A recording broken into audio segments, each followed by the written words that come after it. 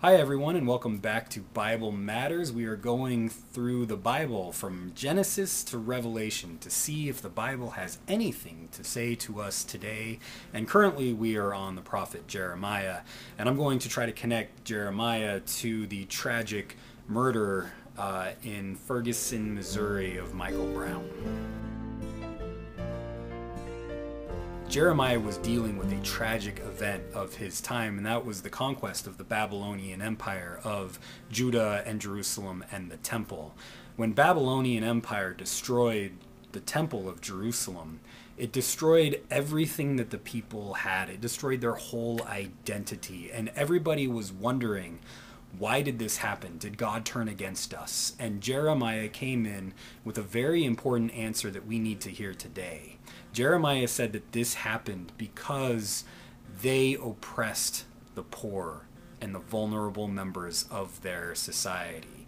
This is a political message that Jeremiah gave to his people, and it's a political message that Jeremiah gives to us too. Jeremiah told the rulers of his day that if they oppressed the poor, the weak, the vulnerable members of their society, if they caused oppression to anyone, that the nation would not stand, because God is a God of justice.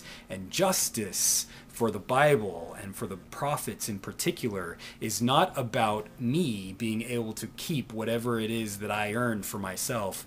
Justice for the Bible is about meeting the needs of the oppressed and stop oppressing people. That is what justice is about.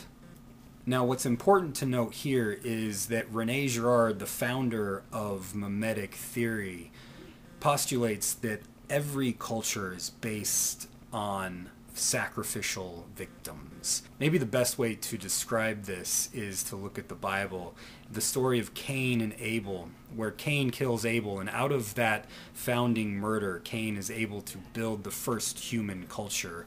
But you notice that Abel's voice, Abel's blood cries out to God, and God hears the voice of the victim. Throughout the Bible, you see this pattern that God hears the voice of the victim.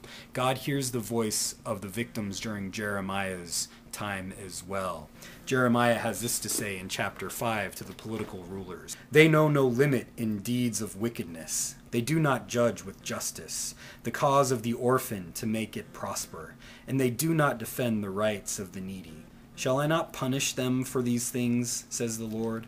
And shall I not bring retribution on a nation such as this? This is a judgment against the nation, the political rulers, who did not meet the needs of the oppressed, who continued to oppress the poor. And why did they do that? Because they benefited from it.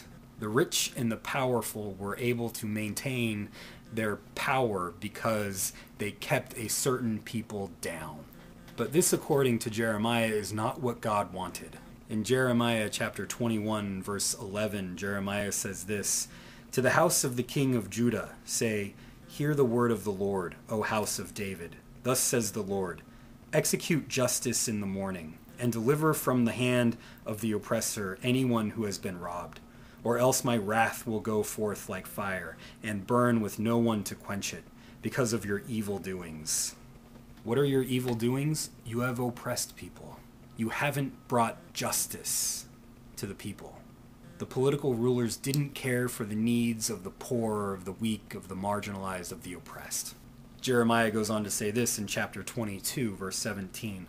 "But your eyes and heart are only on your dishonest gain, for shedding innocent blood, and for practicing oppression and violence." Jeremiah easily could have written those words about the tragic events in Ferguson, Missouri, and the death of Michael Brown.